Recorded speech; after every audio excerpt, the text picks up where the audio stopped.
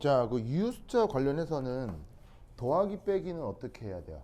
더하기 빼기는 그거 소수점을 정렬한 다음에 소수점으로부터 개수가 작은 데까지 뒷자리를 잘라주면 되거든요. 그 다음에 곱하기 나누기는 어떻게 해요? 곱하기 나누기는 전체 이웃숫자 개수가 작은 걸 기준으로 처리를 해주면 되죠. 근데 또 하나의 관건은 이웃숫자 처리를 할 때 계산이 여러 개가 복합적일 때가 있죠. 그 계산이 복합적일 때는 학교 선생님이 어떻게 처리하래요? 응? 한 번에 하라고 했어요? 한 번에 좋아요 좋아요. 오케이. 그래서 그것만 맞추면 되거든요. 그래서 크게 어렵지 않을 건데 그거 옛날에 내가 한번 이야기해 주지 않았나? 이웃숫자 안 했어요? 좋아. 그러면 한번 볼까?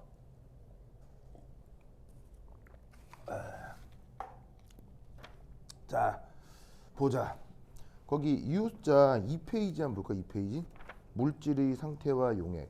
다음을 계산하고 그 답을 이웃자에 맞게 쓰라.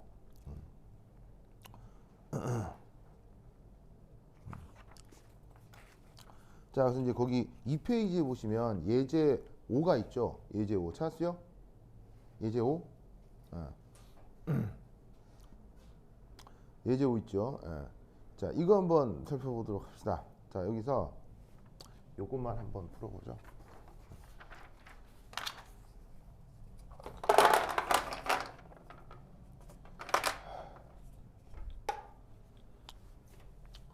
자, 여기 이제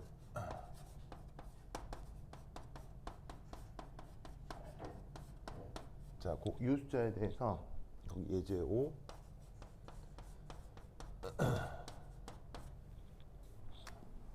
예제 5 뭐 아주 다양하긴 한데 요렇게 자, 그걸 해주면 자, 거기 첫 번째 1 요걸 한번 해보는 게 좋겠네요. 2.526 나누기 3.1 자, 더하기 0.470 0.623 다음 80.705 0.4326 찾았어요? 찾았어요? 네. 자, 그러면 이거에 대해서 계산기 가지고 있어요? 계산기? 계산기 꺼내보세요. 계산기 꺼내보세요. 계산기 꺼내보세요. 계산기 찾았어요? 계산기 꺼냈어요? 자, 그럼 계산기를 어떻게 하냐면 우선 한꺼번에 쫙 다 계산해봐요.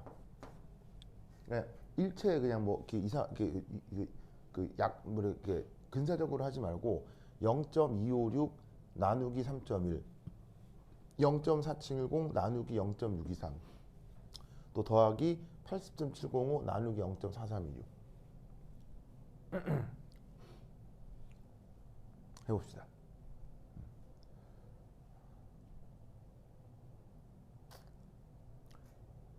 자, 한꺼번에 계산하면 계산기를 한꺼번에 계산하면 얼마가 나와요?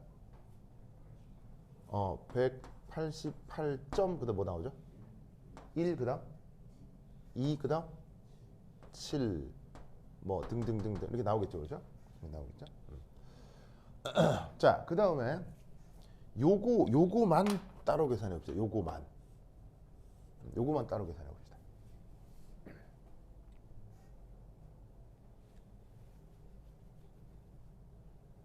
요거만 따로 계산해 봅시다. 이거만 따로 계산하면 상목 씨 얼마라고요? 이거 얼마? 이거만 따로 계산하면 얼마예요? 잠시만요. 아니고 자기 내가 하라는 대로 아무것도 안 하고. 자, 이것만 따로 계산하면 얼마예요?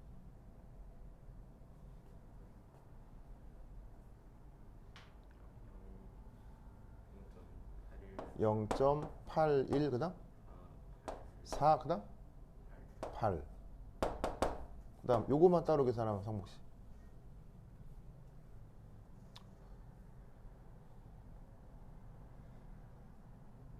이건 해봐요. 0.7544 4? 4? 41. 뭐 어떤 거죠? 얘만 따로 해봐요.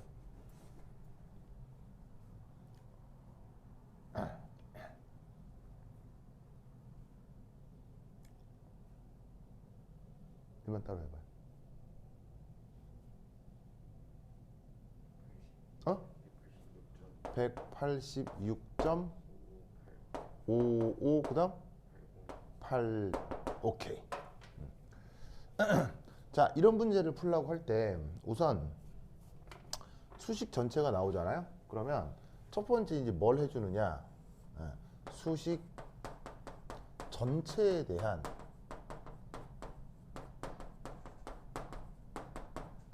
그대로의 계산을 해준다. 우선 첫 번째. 그래서 계산기에 쟤를 통째로 놓고 싸그리 한 번에 계산을 해주거든요. 그런 다음에 이렇게 이제 부분이 나와 있으면 그 부분을 이제 따로따로 계산을 해주고 이제 유효숫자의 개념을 찾아주는 거예요. 자, 그러면 이때 요거는 곱하기 나누기죠. 그럼 곱하기 나누기 같은 경우는 뭐를 기준으로 유효숫자 처리를 해줘요? 곱하기 나누기는 유효숫자 전체의 자릿수가 작은 걸 기준으로 처리를 해주죠. 그러면 이때 요 위에는 유효숫자 몇 자리예요? 상욱 씨 몇 자리? 이건 유효숫자 몇 자리예요? 어? 이게 유효숫자 세 자리라고요? 이 첫 번째, 두 번째, 세 번째, 네 번째 유효숫자 몇 자리예요? 유효숫자가 몇 자리 있어요? 네 자리. 유효숫자 몇 자리 있어요? 두 자리. 그러면 유효숫자가 지금 이게 두 자리인 거잖아요. 그럼 얘를 유효숫자 어디까지 잘라야 된다? 유효숫자 두 자리까지 잘라야 된다고. 알겠죠? 그러면 이게 유효숫자가 두 자리라는 걸 어떻게 표현을 하냐면, 자, 앞에 있는 자릿수는 유효숫자의 유효숫자 아니에요. 성목 씨. 앞에 있는 자릿수는 유효숫자의 유효숫자 아니에요. 유효숫자예요? 유효숫자예요? 어? 현목 씨는 다른 학교 다녀요? 어? 뭐라고요? 아, 이거 수업 안 들었어요? 학교에서? 이거 학교에서 수업 안 했다고요? 네. 수업 안 했어요? 예전에 했어요.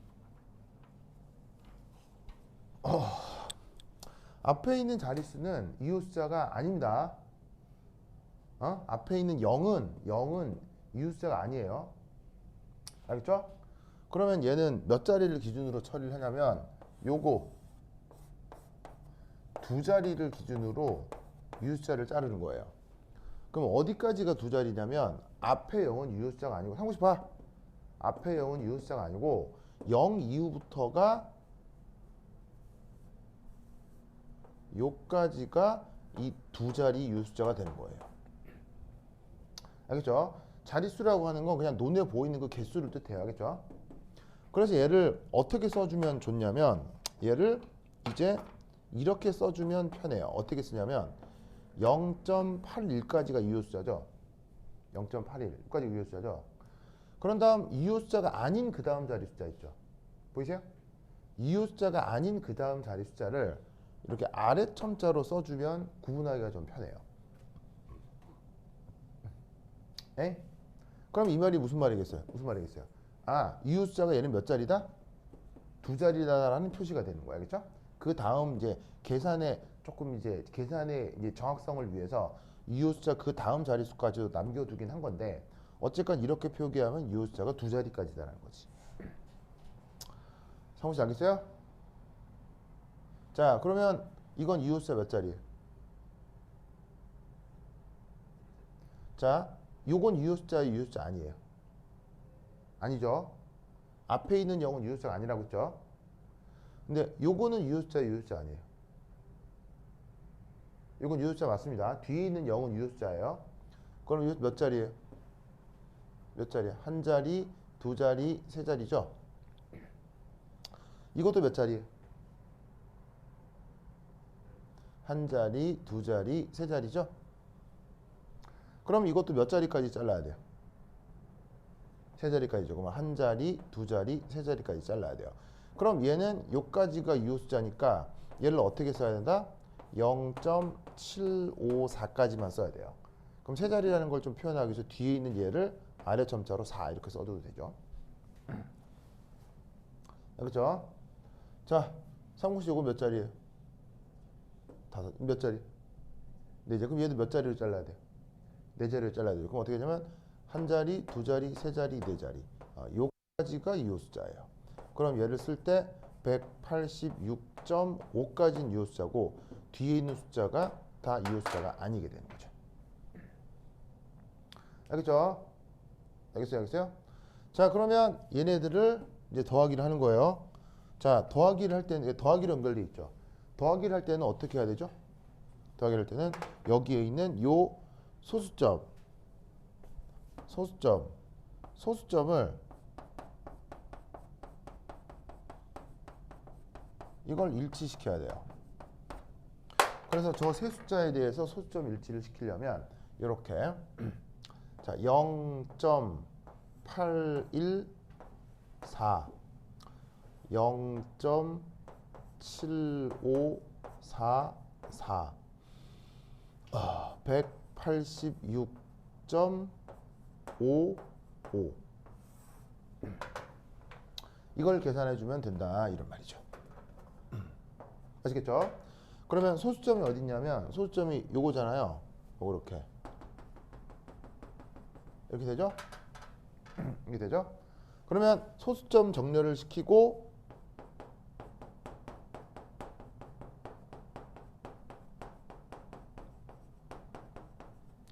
더하기와 관련된 이웃자 처리를 할 때는 어디를 잘라줘야 되느냐? 바로 소수점을 기준으로 잡아 이제 성우 씨 봐봐. 소수점을 기준으로 몇 자리까지가 이웃자예요? 소수점 기준으로 몇 자리가 이웃자예요? 두 자리. 소수점 이후에 몇 자리가 이웃자예요? 세 자리. 소수점 이후에 몇 자리가 이웃자예요? 한 자리지. 그러면 이럴 때는 요 수요 숫자 개수가 적은 여기서 잘라줘야 된다는 얘기예요. 무슨 말이겠어요? 그러면 이 녀석은 어디까지가 이웃수자다? 여기서부터 요까지가 이게 이웃수자인 거예요. 그래서 소수점을 기준으로 그 다음 한 자리까지가 이웃수자. 알겠지? 그럼 얘를 어떻게 계산해? 어떻게 표현해? 얘를 188. 뭐라고 해야 되니? 188점 뭐야? 뭐라고 써야 돼? 이제 상목 씨. 188점 뭐야? 이제? 뭐?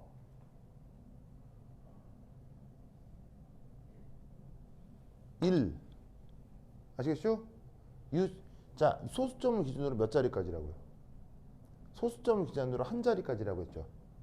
그럼 소수점을 기준으로 한 자리까지가 여기까지가 유효숫자라고.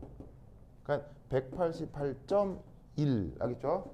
이후에 27 뭐 이런 거는 이런 건 유효숫자 아니야. 이런 거는 이건 유효숫자 아니야. 상무 이건 유효숫자 아니야. 아니야. 아니에요. 그래서 어떻게? 요 188.1 이렇게 써주시면 된다 이런 말이에요.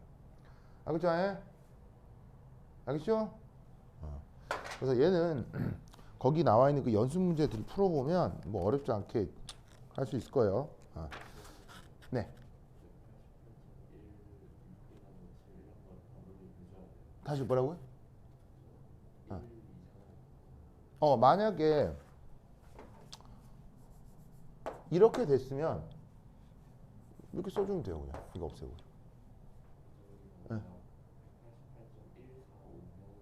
아니요. 1, 4, 5면요. 반돌이면 안 되죠. 그럼 1이죠.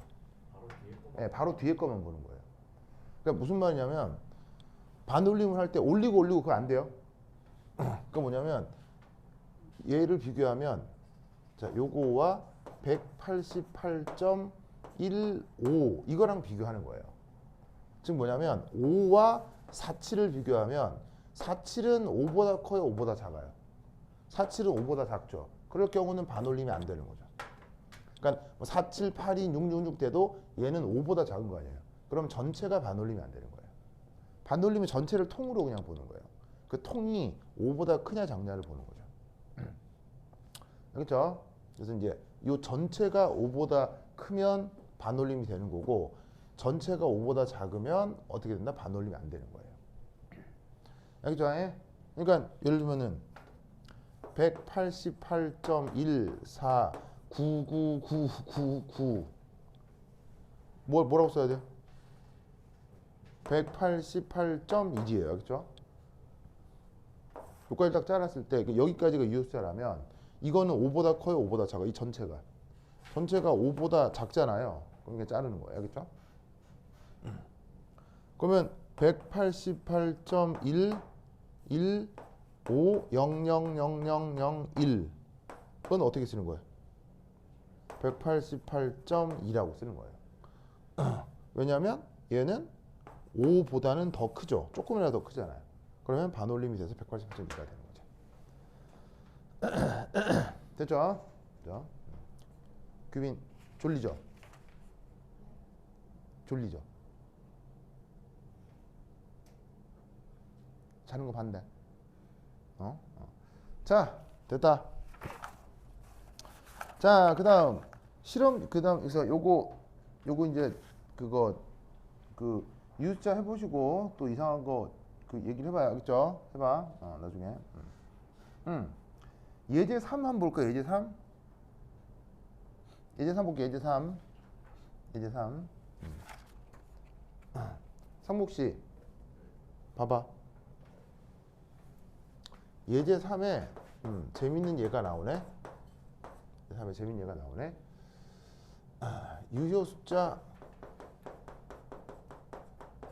개수 구하래요. 유효 숫자 개수 구하래요. 자, 300이 있어요. 상목 씨, 이거 이런 문제 나오죠? 예제 3에 몇 자리예요?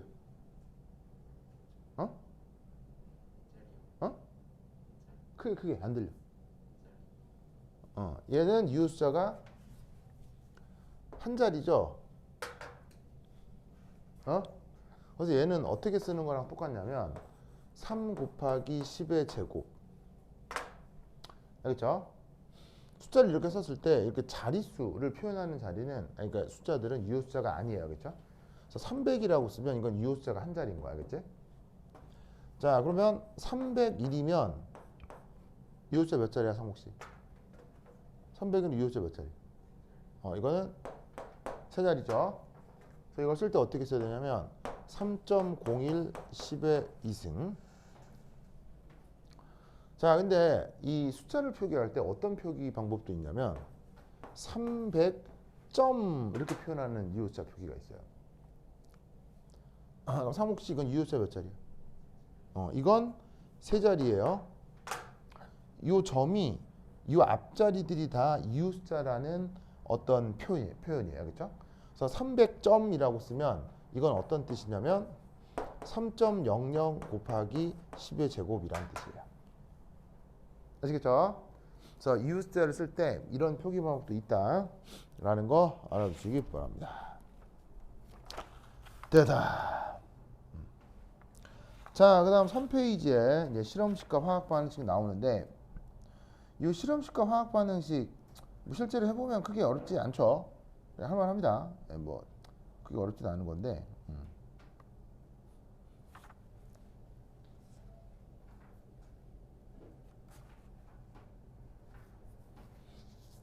자, 한 장 넘겨서 거기 연습 문제 3이 있을 거예요. 4페이지. 자, 4페이지 문제 3 한번 보세요. 4페이지 문제 3.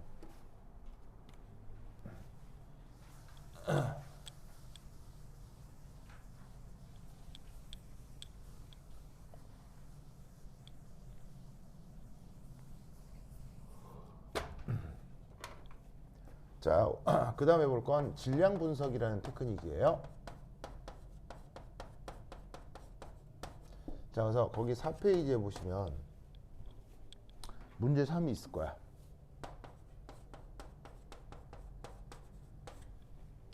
자, 거기 보시면 CHN 요거로 구성된 분자가 있답니다.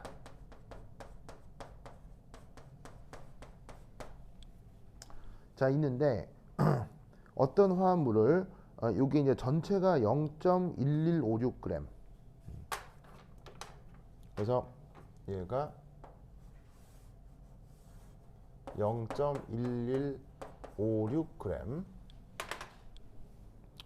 을 산소와 반응시켰더니 연소시켰더니 CO2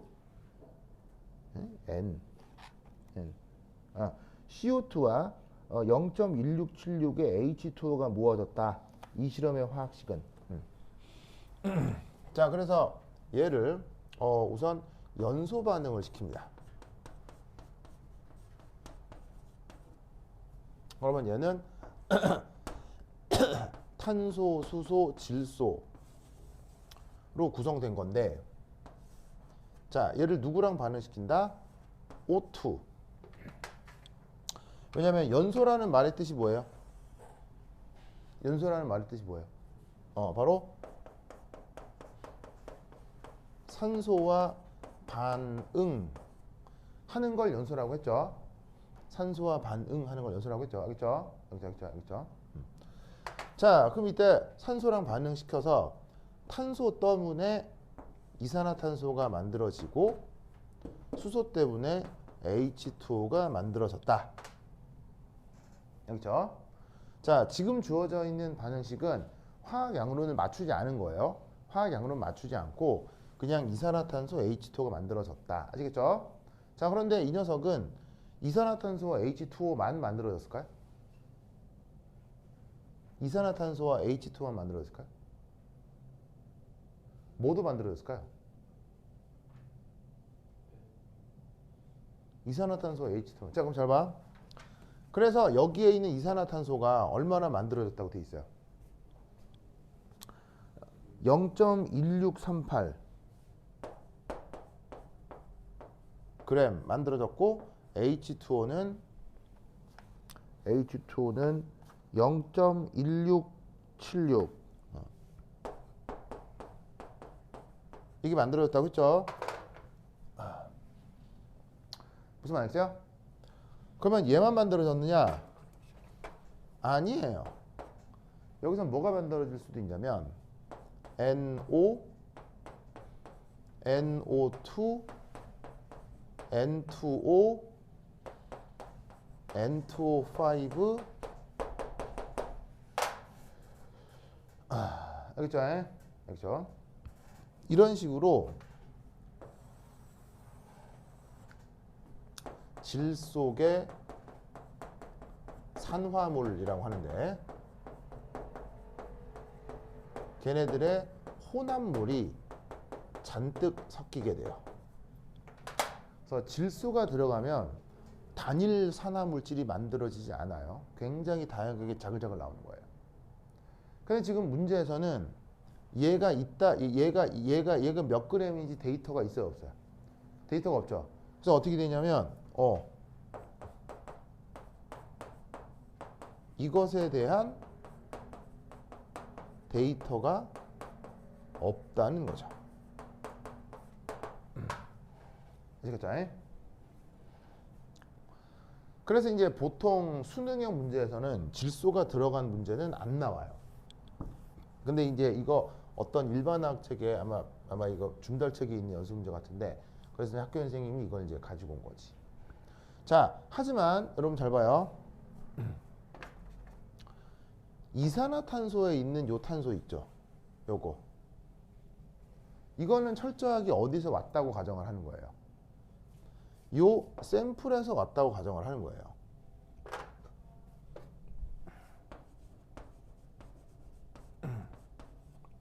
그 다음 여기에 있는 H2O에 있는 요 수소도 철저하게 이 샘플에서 왔다고 가정을 해주는 거죠.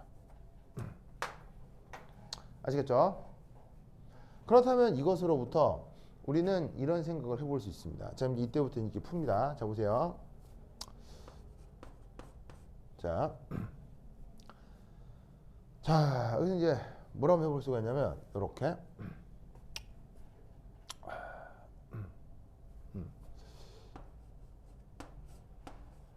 짜잔.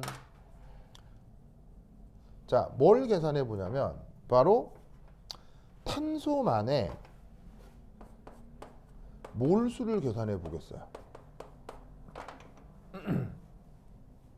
뭘 계산? 다시. 없어. 다시. 몰수가 아니고 탄소만의 그러니까 우선 첫 번째 1 각 성분의 질량을 계산해 봅니다.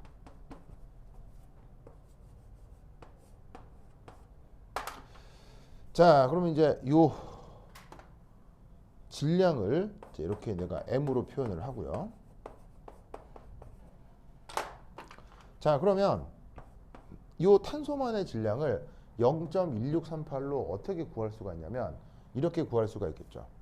0.1638이라는 질량 안에 탄소의 비를 얘기해 주면 되는데 탄소의 원자량이 얼마예요? 탄소의 원자량은 12가 되겠죠. 단위는 그램 퍼 몰. 그래서 지금 요거는 저 탄소 원자량이죠.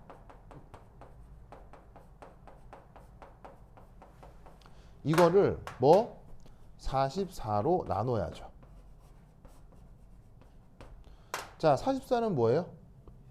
네, 바로 얘는 이산화탄소의 분자량이죠. 이산화탄소를 1몰만큼 모아놓으면 44g인데 그 1몰 안에는 12g의 탄소가 있다는 뜻이에요. 그러니까 44에 대해서 12 비율만큼은 탄소만의 질량이라는 거죠.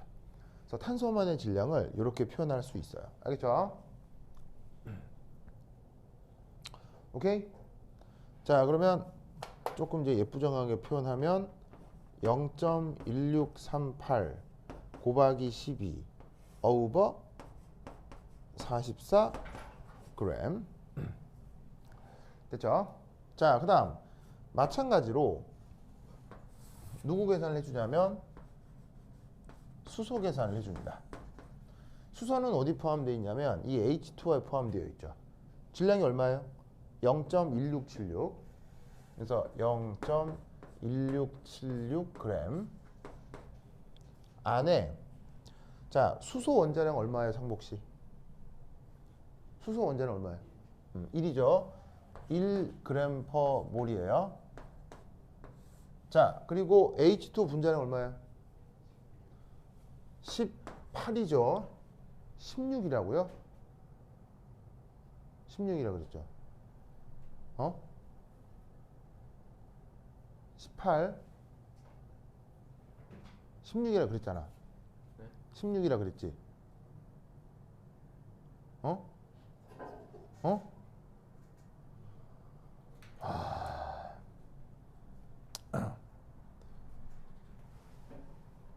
H2O 분자량을 16 분자량을 16이라고 하는 순간 그때부터 나는 더 이상 도움을 줄 수가 없어요. 뭐라고요? 그러니까 무슨 말이냐면 최대한 이게 집중을 하고 있어야지 H2 분자량을 16이라고 얘기하는 순간 그때부터는 누구도 도와줄 수가 없어요. 알겠어요? 그때부터 무조건 등급은 바로 떨어져요. 그리고 자기가 지원할 수 있는 대학도 떨어져요. 그러니까 이거 뭐냐면 내가 뭐라 하는 건 아닌데 뭐 혼내고 그러는 건 아닌데 아주 심각한 얘기를 한 거예요. 굉장히 심각한 거예요. 그리고 뭐냐면 꼭 상목을 꼭 집어서 얘기한다기보다는 이런 것에 대해서 경각심을 가져야 돼요. 내가 항상 내 제자들한테 해주는 얘기가 뭐냐면 사칙연산이 인생을 결정해요. 자, 사칙연산이 인생을 결정한다면 정말 불합리하지만 대한민국의 현실에선 그래요. 중학교 혹은 고등학교 때부터 시험 문제 풀 때 계산 실수한 적 있죠? 있죠. 그 계산 실수만 줄여도 여러분 등급이 하나씩 올라갔을걸요? 그러니까 뭐냐면 차라리 이게 뭔지 모르는 게 더 나아요. 그냥 이게 뭐라고 해서 모르겠어요. 차라리 그게 나아. 그건 배우면 되니까. 근데 이거를 보고 분자량을 18이라고 근데 16으로 대답했다. H2O의 분자량이 뭐냐고 물었는데 산소의 원자량이라고 착각을 하고 16이라고 얘기했다. 라고 답한 거 아니에요, 상무에. 그렇죠? 그리고 답했죠? 맞잖아요. 맞잖아요. 그럼 그거에 대해서 아유 뭐 에이 그럴 수도 있지 라고 생각하면 된다 안 된다? 된다 안 된다? 인생은 끝이에요. 알겠어요? 그때부터는 아무도 도와줄 수 없어요. 그러니까 지금 내가 분자량을 물었는데 원자량 16으로 대답한 것에 대해서 스스로 굉장히 심각한 그 뭐냐면은 생각을 해야 돼요.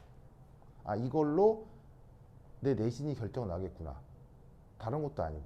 그 다음에 내 대학이 결정 나겠구나. 이런 생각을 해야 돼요.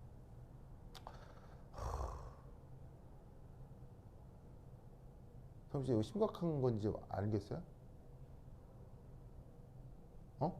이게 심각한 건지 아닌지 알겠어요? 심각한 거라고 생각해요? 이게 굉장히 심각한 문제입니다. 심각한 문제입니다. 정말이에요. 나는 시험을 보면 성적이 되게 좋거든요.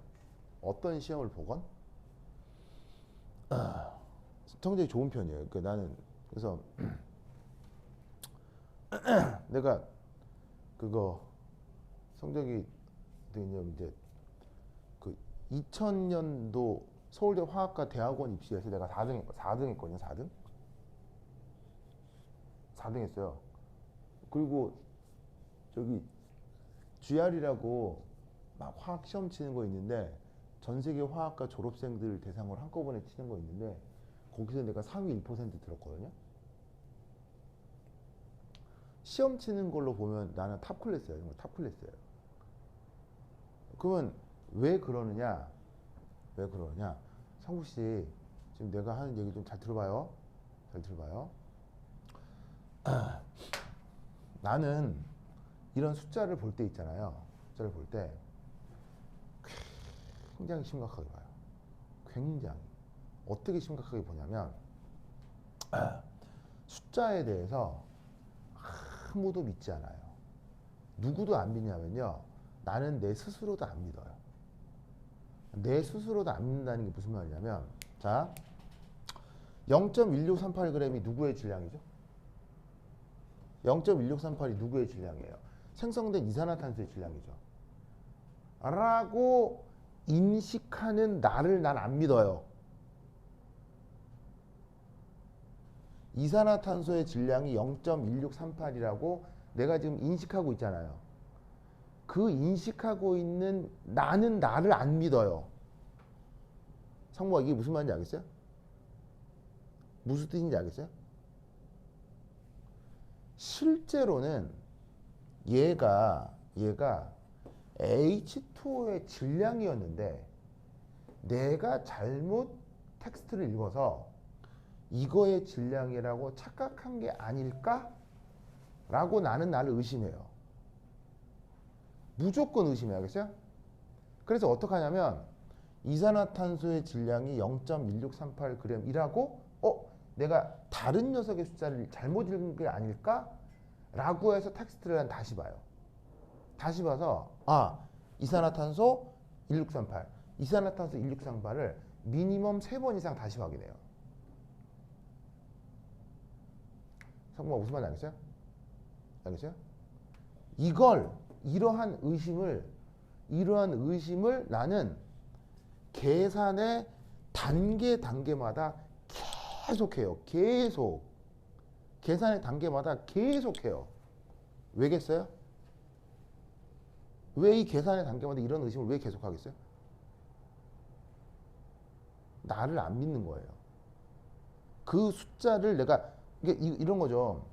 누가 1이라고 얘기했는데 그 사람이 말하는 1과 내가 그걸 받아들일 때 2로 받아들일 수도 있잖아요. 그래 안 그래요? 살면서. 무슨 말 알겠어요? 그럴 수 있다라는 그 상상을 계속 하는 거예요. 그래서 나는 대충 계산 세봤는데 한 문제를 풀 때 숫자를 의심하는 게 50번이 넘더라고요. 50번 이상 계속 숫자를 의심해요. 상호 알겠어요? 그래서 나는 다른 사람들도 그러는지 알았거든요. 다른 사람들도 그렇게 숫자를 보면 그 숫자에 대해서 민감하게 의심하는다고 생각했어요. 다른 사람들도. 근데 아니더라고요. 뭐로 깨달았냐면요. 정가연을 가리켜 보면서 깨달았어요. 보통의 사람은요. 숫자를 보고 그 숫자를 인식할 때 아무런 의심이 없더만요. 그냥 한 번 딱 읽고요. 0.1676 H2의 질량. 그냥 그걸로 끝이더라고요. 그냥. 대부분의 사람들은 그렇더라고요. 깜짝 놀랐어요. 나는 모든 사람들이 숫자를 보고 의심할 줄 알았어요. 근데 아니래요. 그런 애가 지금 여기 있는 거지 지금. 상 오케이? 상 오케이? 내 말 뜻 알겠어요? 그러니까 내가 스스로 16이라고 답하건 18이라고 답하건 그걸 답하기 전에 내가 지금 이걸 뭐를 답하고 있는지를 끊임없이 숫자에 대해서 의심을 해야 돼요. 그게 성적을 올리는 가장 좋은 방법 중에 하나예요. 정말이에요. 그래서 이때 내가 이제 이런 조언을 했더니 어떤 학생이 그거 이렇게 묻더라고요. 선생님, 그래도 틀려요. 그래도 이렇게 의심을 했는데도 그래도 이거 그래도 숫자 계산 실수를 할 때가 있으면 그러더라고. 그래서 내가 이렇게 얘기를 해줬어요. 만약에 그 계산 실수하는 것마다 제 계산 실수하는 것마다 누가 와서 자기 손가락을 한마디씩 자른다라고 쳐봅시다. 라고 스스로 가정해 보라는 얘기예요. 무슨 말이냐면 내가 물었는데 잘못하는 거 하나마다 손가락을 한마디씩 누가 자른다고 쳐봐요. 옆에 딱 서가지고 가위 들고. 그렇게 상상을 해보라고요. 상목씨. 그러면 18을 16으로 대답한 것이 아무것도 아닐까요? 자기가 내가 18에 답을 하라는 걸 16으로 대답했잖아요. 상모가. 그죠? 그때 누가 그래? 그럼 자기 손가락 한마디를 칼로 잘랐어요. 그럼 그때부터는 그렇게 잘못 대답하는 게 아무것도 아닌 거예요? 정말 심각한 거예요? 무슨 말 하는지 알겠어요? 그래서 내가 그런 각오를 가지고 숫자를 대하라고 했어요. 알겠죠? 제발. 부탁합니다. 오네가이시마스. 부탁합니다.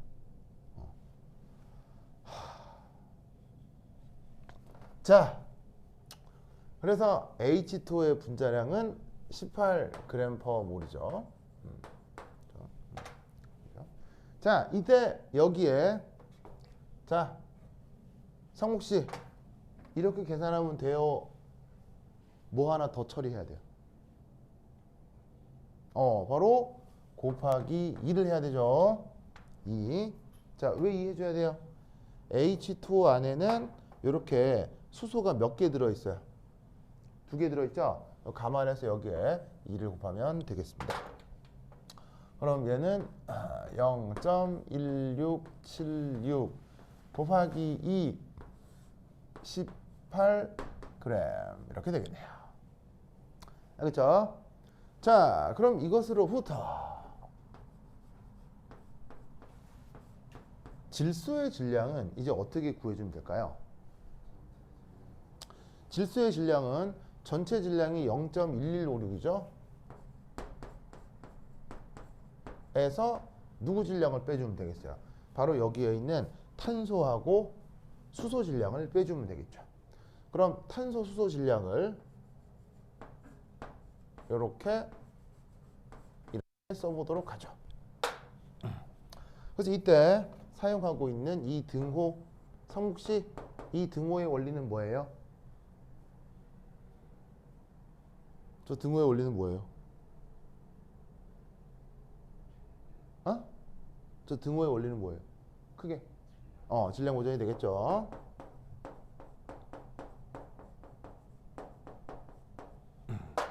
됐고요. 자, 그 다음 두 번째는 각 성분 몰수를 계산해 보겠어요. 각 성분 몰수. 자, 그러면 각 성분의 몰수는 어떻게 표현할 수 있냐면 탄소의 경우 이렇게 해주시면 되겠죠. 탄소의 질량을 뭐로 나누면 돼요? 탄소의 질량을 뭐로 나누면 돼요? 바로 얘 원자량인 12g/몰로 나누어 주시면 되죠. 알겠죠? 그럼 얘가 어디 있냐면 여기 있잖아요. 그럼 이걸 12로 나누라는 얘기잖아요. 12로 나누면 값이 뭐가 나오냐면 0.1638 over 44g.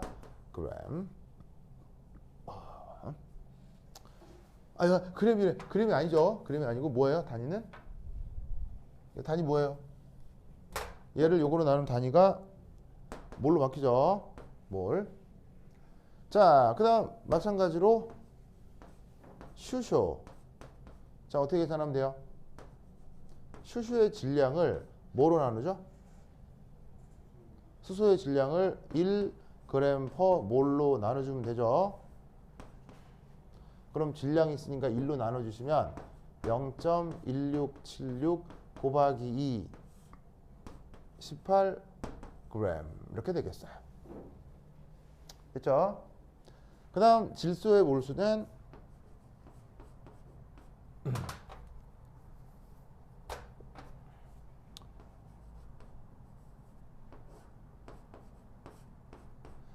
자, 질소의 몰수는 어떻게 되냐면요. 질소의 몰수는 바로 질소의 질량을 뭐로 나누죠?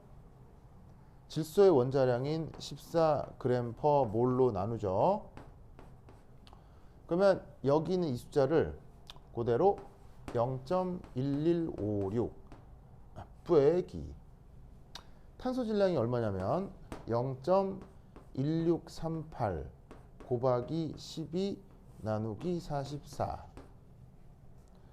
빼기 0.1676 곱하기 2 나누기 18 한 거를 14로 나누면 몰.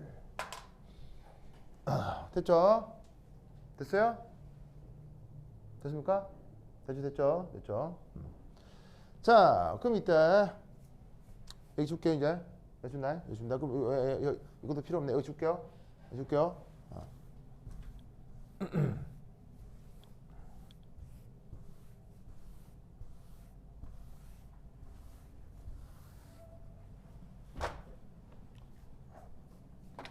잘 봐요. 내가 이거 얘기하는 이유가 있으니까. 자, 세 번째는 바로 실험식의 결정입니다. 자, 이 실험식 결정에서 뭘 해야 되냐면 여기에 있는 탄소, 수소, 질소 보이죠? 저 탄소, 수소, 질소에 뭐를 계산한다? 몰수 비를 계산합니다.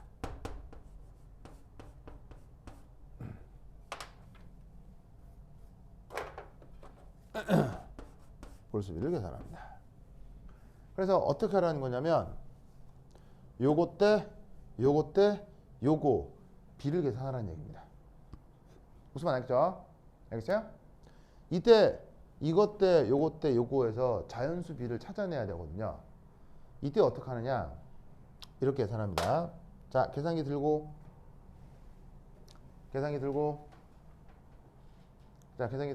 자, 요거 대강 계산해 봅니다. 시작. 얼마예요? 0.1638 계산해 보세요. 대략 계산하면 얼마예요? 얼마냐면 자, 얘 대략 얼마라고요? 0. 얼마? 0.0037. 예, 그다음 얘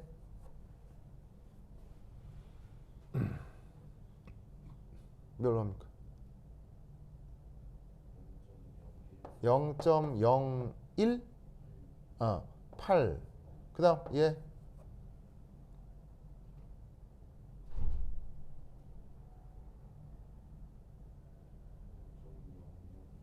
0.00 그다음 37. 오케이. 자, 보세요. 봐봐. 지금 나와 있는 저 숫자 있죠? 지금 나와 있는 저 숫자들을 대강 계산합니다. 그럼 대강 계산을 한 다음 여기서 뭘 찾냐면 대강 계산을 한 다음 뭘 찾냐면 바로 봐.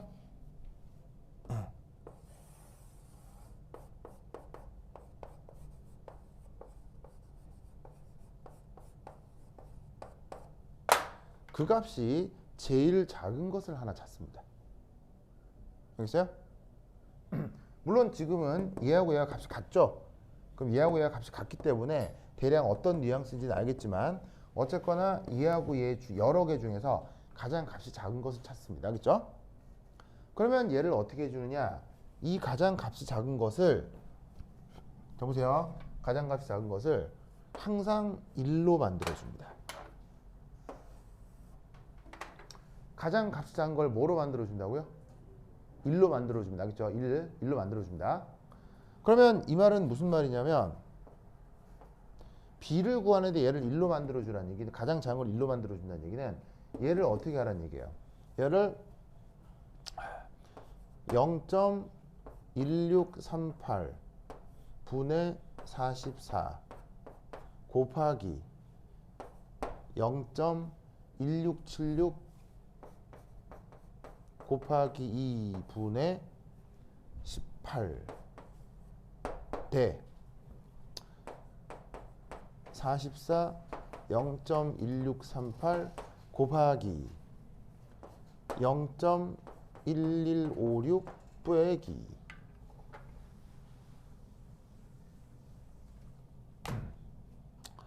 0.1638 곱하기 12 44 빼기 0.1676 곱하기 2 18 나누기 14 이렇게 계산하라는 뜻입니다. 알겠어요? 이걸 이렇게 계산하라는 뜻입니다. 저 자연수비를 찾을 때 항상 어떻게 하냐면 몰수를 구하고 그 몰수를 구한 최종 단계에서 실제 그 몰수가 가장 뭐한 거? 가장 작은 거를 뭐로 바꿔준다? 1로 바꿔줍니다. 알겠어요? 아무 생각하지 말고 가장 작은 거 1로 바꿔줍니다. 그럼 나머지 비율을 저렇게 해야 되는 건 알겠죠? 그리고 나서 이제 계산기상에서 이걸 계산합니다. 이거 얼마예요? 자, 계산기에서 이 계산은 얼마 나와요? 3. 얼마요? 4.86 4.8 주면 돼요? 4.86 그 다음 얘는 어떻게 됩니까? 1. 얼마야? 1 뭐 이렇게 뭐 대충 해봐. 자, 빨리 해봐. 빨리 하면 대략 얼마나? 1. 얼마? 00 2 이렇게 되겠죠. 뭐든지 아시겠어요? 그럼 계산해 주시면 된다 이런 말이죠. 알겠죠? 됐습니까? 이 아이디어를 그거 기억하시기 바랍니다. 오케이, 됐다. 자, 그러면 사실 이제 이 숫자가 지금 뭐로 나왔냐면요, 4.86으로 나오긴 했어요. 4.86으로 나오긴 했는데 사실 이 문제는 조금 애매하긴 한데 자, 네.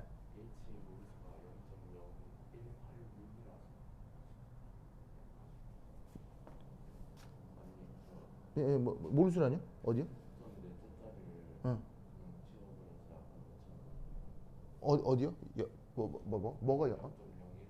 0.018이요? 어디요? 0.018? 여기 18이죠. 왜요? 아니. 이걸 그대로 계산하면 되잖아요. 이걸 그대로 계산해야 돼요. 이걸 그대로 계산해야 돼요. 내가 얘기하는 건 근사적 계산 말고요. 자, 지금 봐요. 내가 쓸 때 지금 숫자 자른 거 있어요? 하나도 자른 거 없어요? 하나도 자른 거 없죠. 나와 있는 이걸 그대로 계산해야 돼요. 이걸 그대로.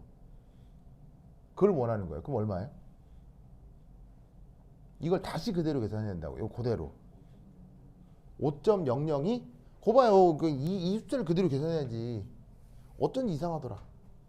얼마라고요? 5.002. 자, 그리고 이것도 그대로 계산한 거 맞아요? 그대로. 그대로 하면 얼마나? 그대로 하면 얼마예요? 얼마예요?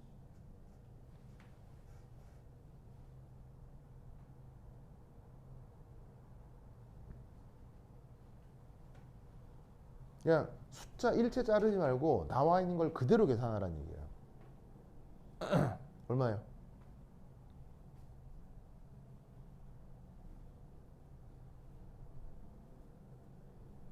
이 문제 풀 때는 절대로 숫자를 내 마음대로 하면 안 돼요. 절대로 뭐 이렇게 비슷하게 해서는 안 돼요. 나와 있는 걸 그대로 계산해야 돼요. 그대로. 1.004요? 3? 3? 하여튼 이렇게. 그러면 이때 얘는 뭐라는 걸 금세 알 수 있겠어요? 1대 5대 1인가 보다. 아시겠습니까? 이렇게 결정을 해주면 되죠. 자, 그러면 예를 들어서 봐봐요. 저런 문제를 풀었는데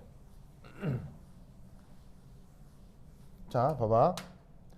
예를 들어 저런 계산을 통해 탄소하고 수소만 생각합시다. 질소는 빼놓고 탄소하고 수소의 저 몰수비를 계산했더니 자, 가장 작은 걸 뭐로 만들려고? 가장 작은 걸 1로 만들려고 했죠. 그런데 그 뒤에 게 만약에 1.33이 됐다고 쳐요.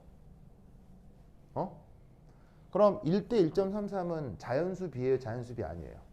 아니죠. 그럼 어떻게 하면 되겠어요?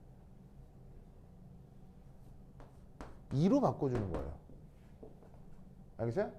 그럼 2를 2로 바꾸면 여기다 곱하기 뭐 하라는 얘기예요? 2 하라는 얘기죠. 그럼 2 곱하기 2 하면 뭐가 되겠어요? 이렇게 되겠죠? 자, 이것도 자연수 B예요? 자연수 B 아니에요? 아니죠?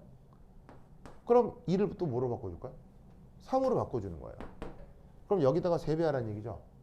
그러면 3.999 나오면서 4 정도 나오겠죠. 어떻게 찾으라는 건지 알겠어요? 그래서 어떻게 되냐면 가장 작은 숫자를 뭐로 바꾼다? 항상 1로 바꾸고 그 1로 바꾼 상태에서 자연수비가 나올 수 있도록 2배, 3배, 4배 해줘 보는 거예요. 그럼 보통 답은 어디서 나온다? 1, 2, 3에서 나와요. 보통 나와요. 알겠죠? 알겠죠? 근데 일반화학 책에 있는 어떤 문제 중에는 답이 9대 13 뭐 이런 게 있어요. 9대 13. 그럼 9대 13 이런 건 좀 너무 잔인한 문제죠. 알겠죠? 그렇죠? 뭐 예를 들면 이럴 수 있잖아요. 여러분 잘 봐. 탄소 7이면 수소 알케인이면 뭐가 나오죠? 16 나오죠. 7대 16이잖아요. 그럼 7대 16은 1대 뭐죠? 1대 2, 2.1 이거죠. 그러면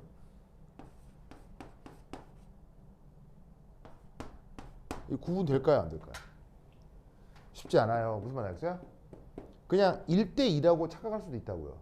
근데 1대 2가 아니라 7대 16일 수도 있다는 거죠. 무슨 말 알겠죠? 알겠어요? 그러니까 사실은 이런 식으로 계산을 여러 자연수 1에서 10 사이에 있는 모든 자연수를 최대한 조사를 해서 가장 비슷한 자연수를 뽑아내야 되는 거예요. 알겠죠? 근데 이제 여러분 학교 시험 문제로 나올 거는 사실 1, 2, 3 중에 하나는 무조건 걸려요. 그래서 요거 풀 때 어떻게 일반적인 테크닉 이렇게 푸는 건지 알겠죠? 그래서 명심할 거 가장 뭐한 걸? 자연수비, 몰수 자연수비가 가장 뭐한 거? 작은 거를 뭐로 만들어라? 1로 만들어라. 알겠죠? 자, 그 다음 이거 됐고요. 그 다음 뭐 해볼 거냐면요, 기체분자 운동론을 해보도록 하겠습니다. 자, 기체분자 운동론. 자, 이거 어떻게 되겠느냐. 기체분자 운동론. 자, 이 기체분자 운동론 한번 살펴봅시다.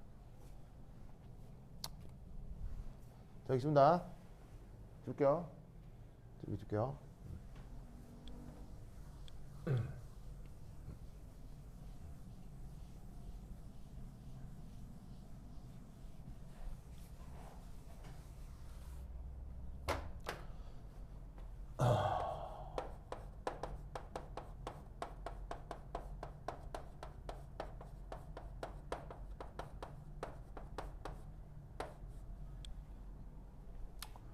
자, 잘 보세요. 봐봐. 자, 보세요. 이렇게.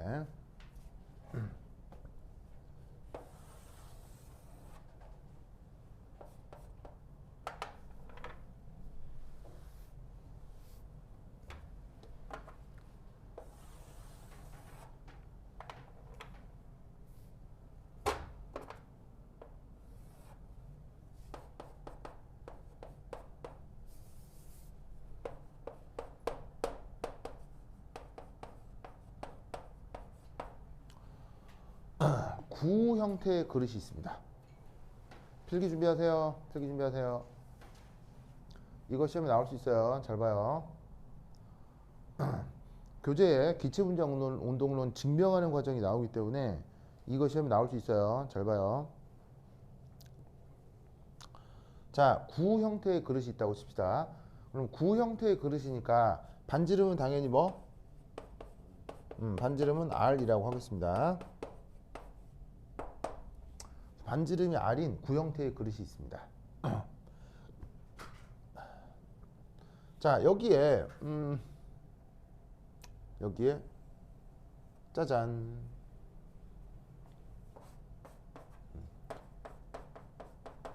이상기체 분자가 있어요.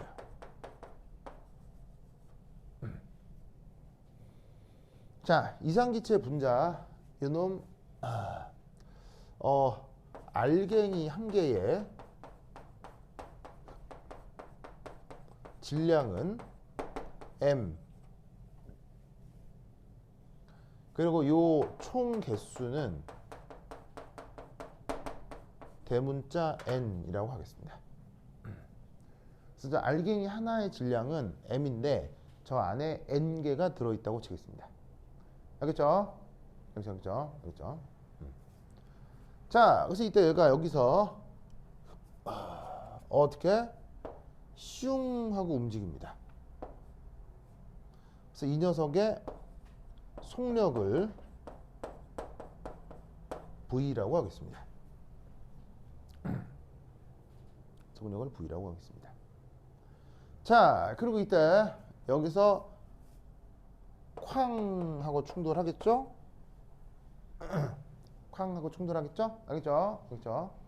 쾅 하고 충돌한 다음에 얘가 이압 하고 되튕겨 나올 겁니다. 되튕겨 나오겠죠? 알겠죠? 자, 되튕겨 나올 때 속력은 다시 V입니다.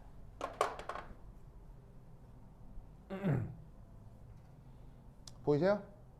그래서 어떻게 되냐면 이 벽안을 쾅 하고 충돌한 다음 다시 쾅 하고 튀어나올 때 속력이 어때요? 속력이 지금 어때요? 같다고 가정하고 있죠. 이런 걸 뭐라 그래? 되튕겨 나올 때 속력이 같은 걸 뭐라 그래?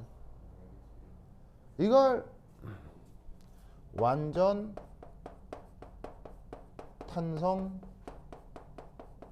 충돌이라고 하는 거예요. 알겠죠? 완전 탄성 충돌. 자, 완전 탄성 충돌의 뜻은 뭐예요? 완전 탄성 충돌의 뜻? 네, 반발계수 1 좋아요. 반발계수 1 좋아요. 근데 반발계수 1은 그 운동량을 도입한 좀 전문적인 개념이고요. 좀 더 편한 의미로 쓰자면 뭐예요? 좀 더 편하게 표현하자면 완전 탄성 충돌이란 예, 바로 에너지가 보존되는 충돌이란 뜻입니다. 에너지가 보존되는 충돌.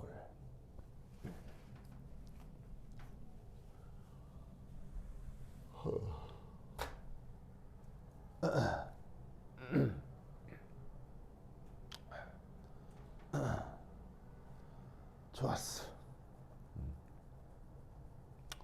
됐죠? 됐죠?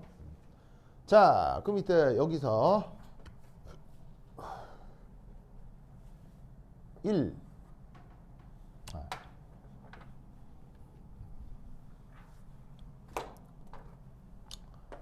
1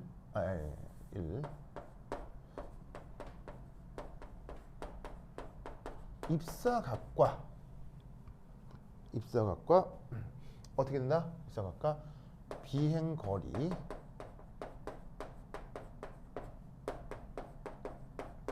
사이의 관계 이걸 한번 생각해 보도록 하겠습니다.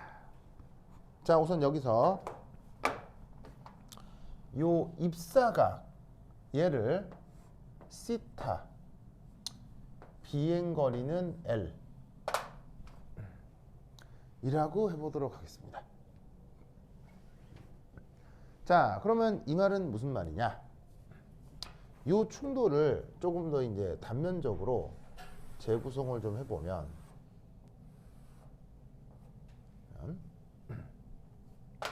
어떤 기체 분자가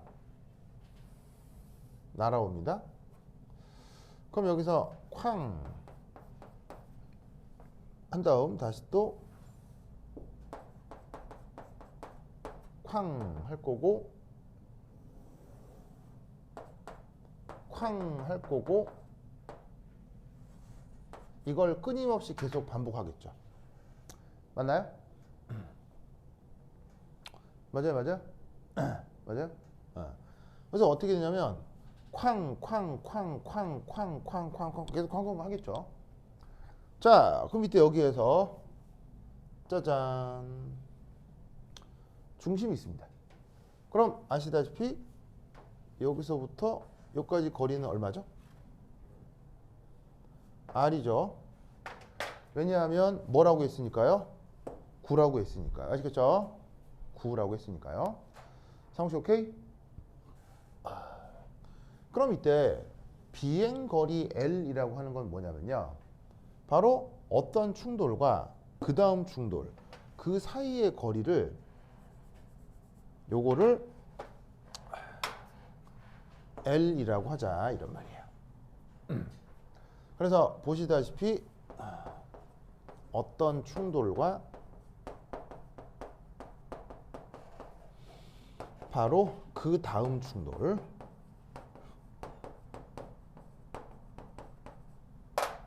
요 사이의 거리를 L이라 해보자 이런 말이죠. 알겠죠?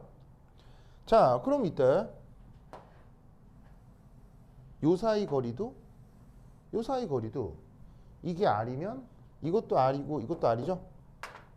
다 R이죠? R이죠? 그럼 이때 여기서 이런 생각을 해보는 거예요. 어떤 생각을 해보냐면 바로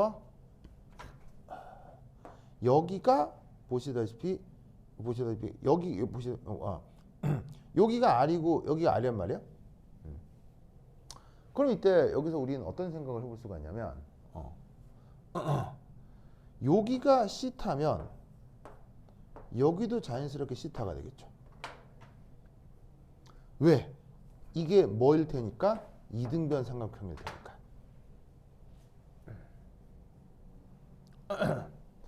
무슨 말이죠? 그렇죠?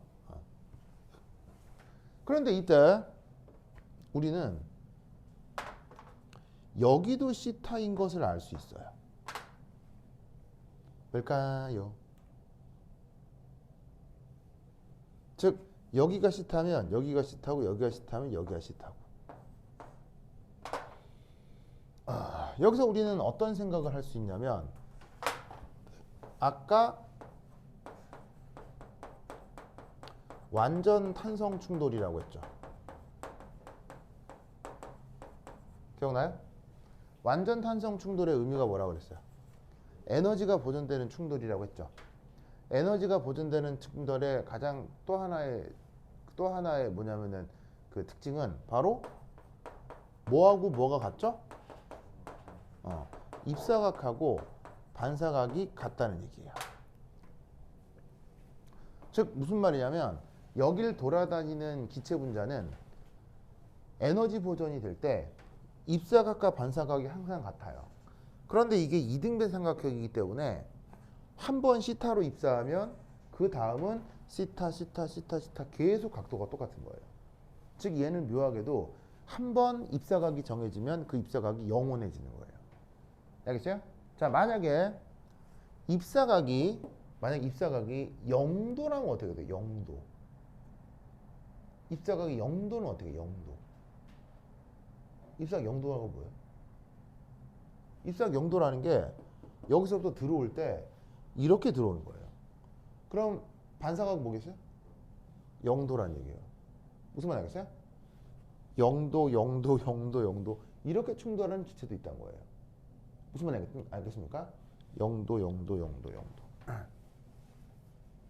그러면 입사각 180도도 있을 수 있거든요. 그건 어떻게 움직이는 거죠? 입사각 180도? 입사각 180도는 뭐예요? 제자리? 움직여야 되잖아요. 이렇게 되는 거예요. 무슨 말인지 알겠어요? 여기서 입사각 180도는 이렇게 계속 움직이는 거예요. 그러니까 이 안에서 기체들이 아주 다양하게 움직일 수 있다는 얘기죠. 어떤 기체는 계속 이렇게만 되고 어떤 기체는 계속 이렇게 되고 또 어떤 애는 어떤 각도로 들어오면 계속 그 각도로 되튕겨 나가고. 알겠죠? 그걸 일반적으로 입사가 시타라 해보자 이런 말이죠. 그럼 이때 아시다시피 여기서부터 여기까지 거리도 항상 L로 정해지겠죠. L. 그래서 L 이렇게 될 거란 말이에요. 그럼 이때 여기서 뭐? 두두두두두두 뭘 내리자? 수선의 발을 내리자. 자, 그럼 이제 이때 어떻게 될 수 있다? 바로 요 수선의 발을 내리면 코사인 시타를 어떻게 표현할 수 있죠? 코사인 시타를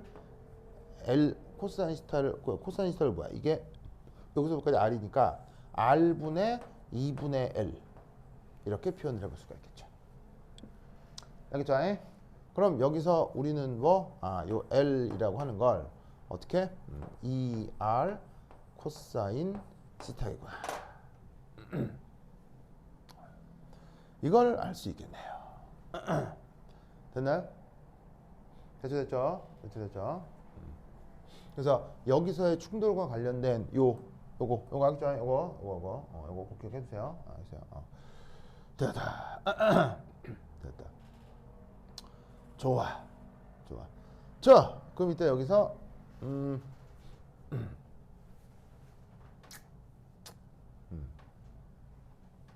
됐고요. 자, 여기 줍니다. 여기 줄게요. 지우자.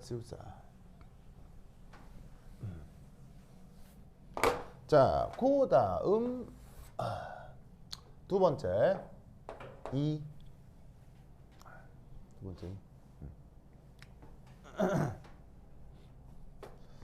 자, 충돌과 그 다음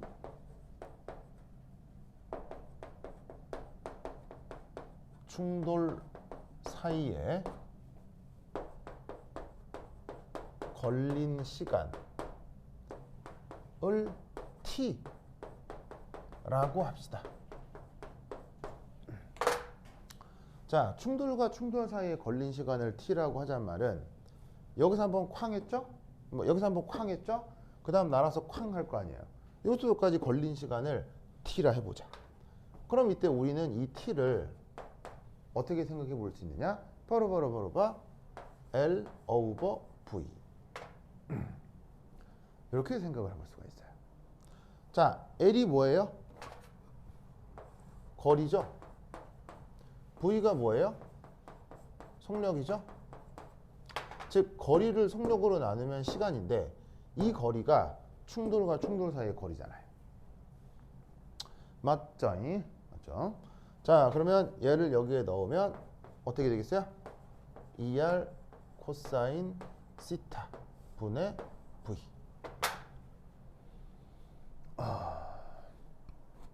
됐죠? 자, 그 다음 세 번째는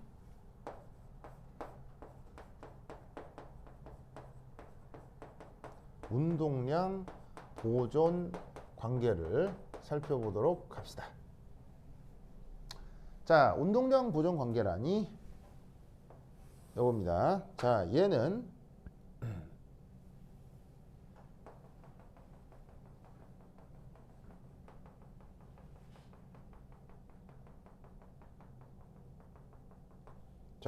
얘는 구형 그릇의 일부입니다.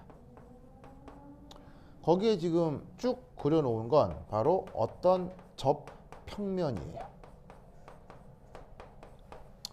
자, 저 구형 그릇에 접평면이 있다는 건 알겠죠? 알겠죠?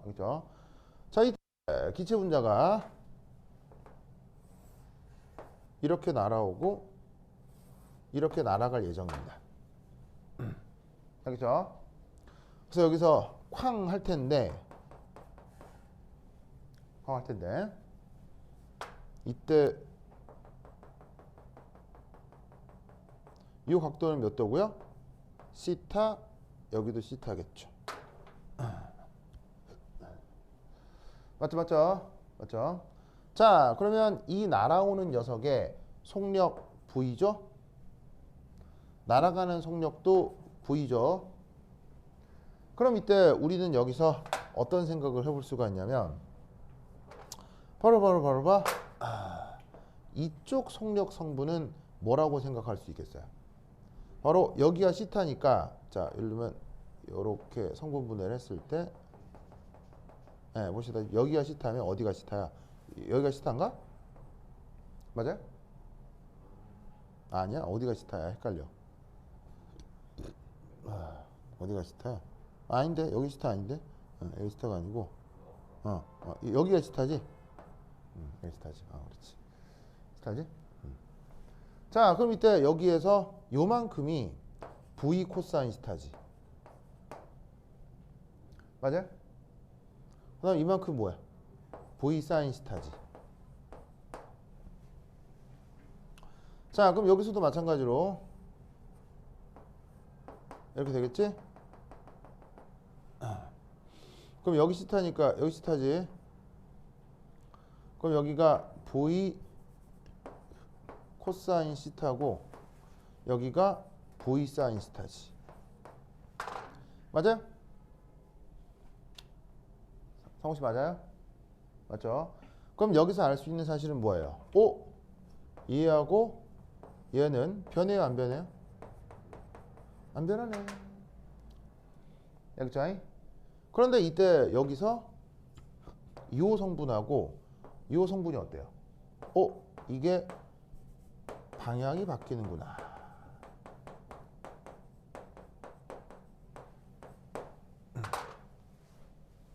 알겠죠? 자, 그럼 이때 여기에서 델타 P 이걸 한번 계산해 보도록 하겠습니다. 뭘 계산할 거냐면 바로 운동량 변화량. 이거 제목을 잘못 썼다. 제목을 이렇게 각 충돌에서 운동량 보존 관계를 좀 알아보자. 자, 그럼 운동량 변화량은 어떻게 쓸 수 있어요? 델타 MV죠? 맞아요? 맞죠? 자, 근데 이때 얘는 이렇게 쓸 수 있죠? 맞아요? 왜 저렇게 쓸 수 있죠? 우선 보시다시피 질량은 안 변하니까요.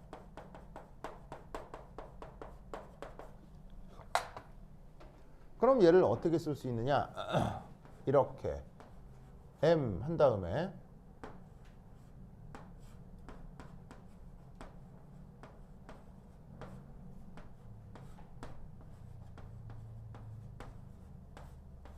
이렇게 쓸 수가 있겠죠.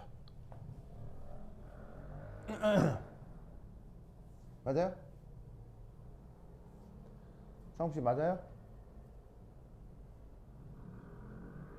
규현아 맞아요?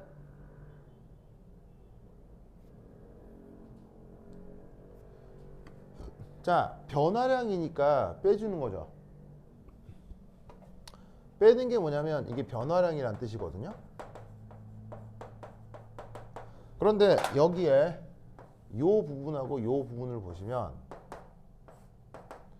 입사, 반사의 방향이 지금 같아요, 달라요? 다르죠. 알겠어요? 몇 편이상 튀어나오는 걸 플러스라고 한다면 빠져나오는 건 마이너스가 되는 거죠. 상식 알겠어요?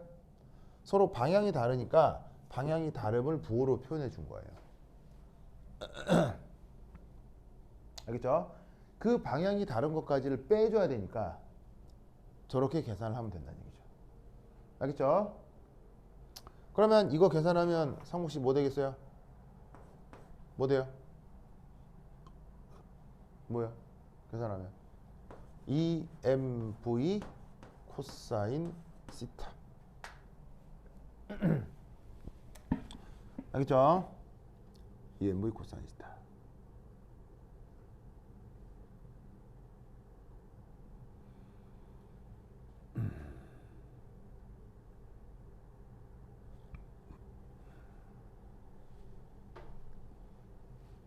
성씨 이해했어요? 이해했어요? 오케이. 좋다.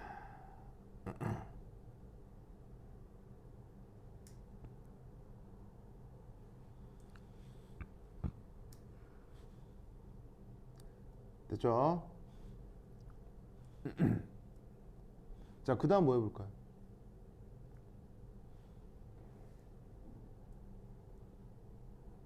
그 다음 뭐 해볼까요? 그 다음 뭐 해볼까요? 자, 그 다음 뭐 해볼 거냐면 이거죠. 여기 줄게요. 준다잉.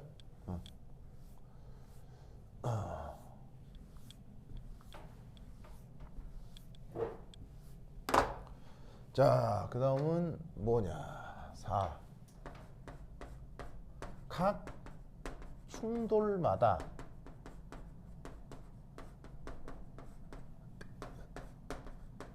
기체 분자는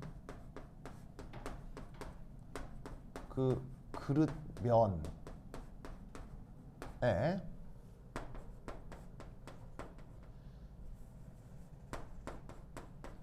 충격을 가합니다. 맞아요? 뭔 말이냐면 퓨 날아가서 이걸 쾅 치면 이게 충격 주잖아요. 무슨 말 알겠어요? 퓨 쾅 충격 주잖아요. 알겠어요? 충격. 네. 상훈씨 무슨 말인지 알겠어요? 그래서 기체 분자가 날아갔을 때 기체 분자가 그릇에다가 충격을 준다고. 그런데 충격을 가하고 어떤 일이 벌어지나 충격을 가하고 그릇은 동시에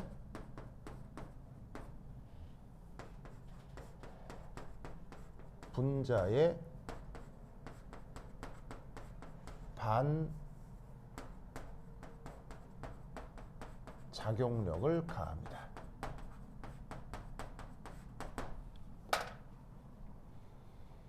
즉 내가 얘를 치면 동시에 얘도 나를 친다고 하죠. 그게 작용 반작용이죠.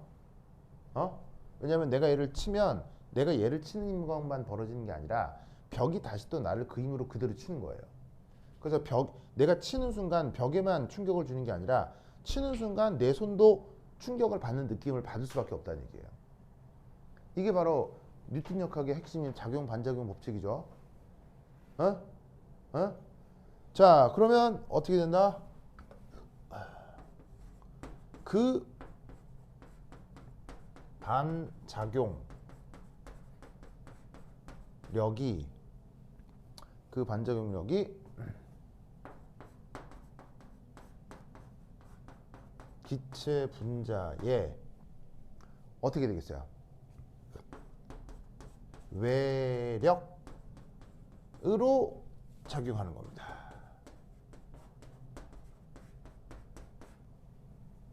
그래서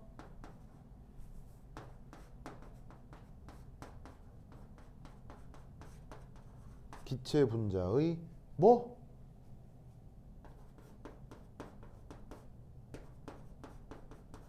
운동량이 변하죠.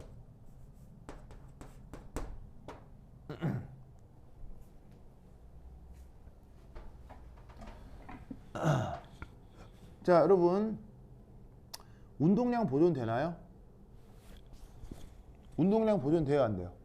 되죠. 언제 보존돼요? 운동량 언제 보존돼요? 운동량 언제 보존돼요? 외력이 없을 때요. 어? 운동량 변하죠. 언제 변해요? 외력이 있을 때요. 무슨 말인지 알겠어요? 벽에 대해서 벽이 뭐라고요?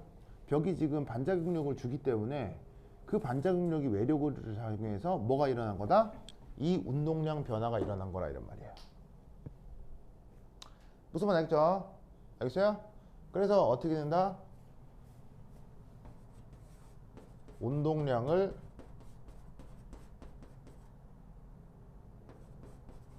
바꾸는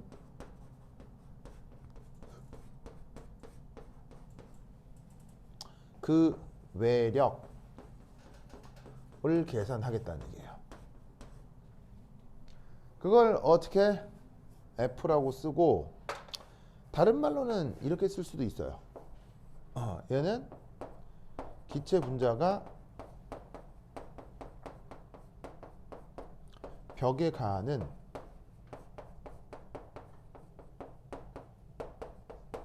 충격력이기도 하죠.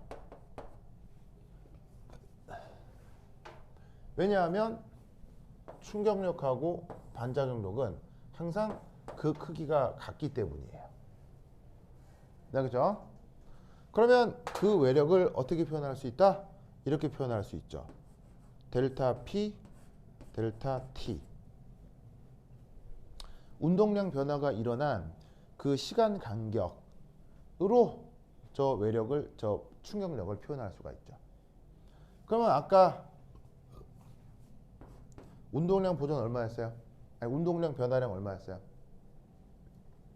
운동량 변화량 얼마예요? 재밌게도 EMV 코사인 시타였죠? 자, 이때 걸린 시간을 뭐 델타 T라 합시다. 델타 T. 걸린 시간 얼마였어요? 충돌 사이에 걸린 시간이 요거였죠? ER 코사인 시타 오버 V. 계산해 주면 어떻게 된다? R분의 MV 제곱. 알겠죠? 예? 그럼 저 수식을 보면 두 가지가 좀 희한한데 어떻게 희한하냐면 첫 번째 뭐가 희한하다? 표현이 뭐랑 똑같아요? R분의 MV 제곱 저거 표현이 뭐랑 똑같아요?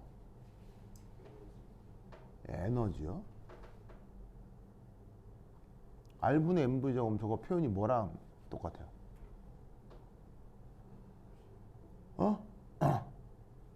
아니 여러분 물리학 안 배웠어요?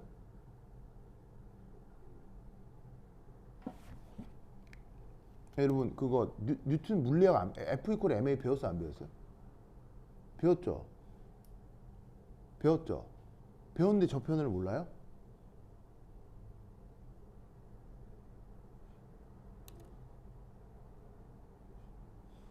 구심력 표현이랑 똑같죠? 아니 이거 내가 몰라서 지금 그 뭐야 그거 1학년이 다 돼가는데 학교에서 물리학 안 배웠어요? 배웠죠?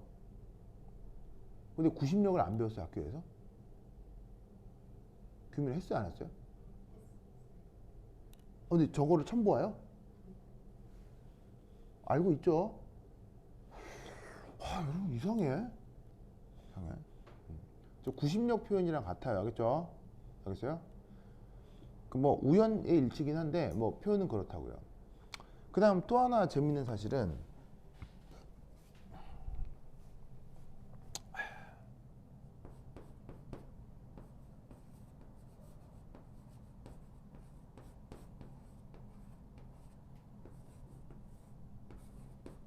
뭐에 무관하다? 각도에 무관해요. 즉 아까 입사각 시타에 따라서 되게 다양한 움직임이 나타날 수 있다고 했잖아요. 그 다양한 움직임이 나타나긴 하는데 놀랍게도 그 다양한 움직임에 무관하게 모든 충돌마다의 저 충격력은 항상 똑같습니다. 무슨 말 알겠죠? 그렇죠? 매우 희한하다. 매우 희한하다. 됐어요? 됐죠? 됐죠?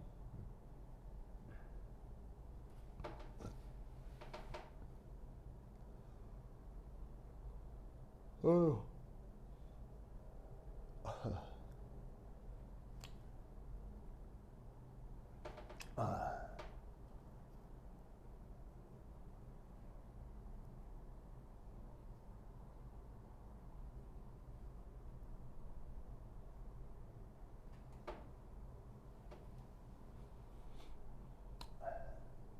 되십니까? 됐습니까?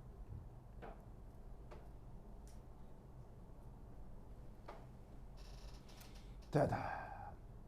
지금 몇 시죠? 좀 오래 찍은 것 같은데. 자, 그럼 한 10분 쉬었다 하도록 하겠습니다.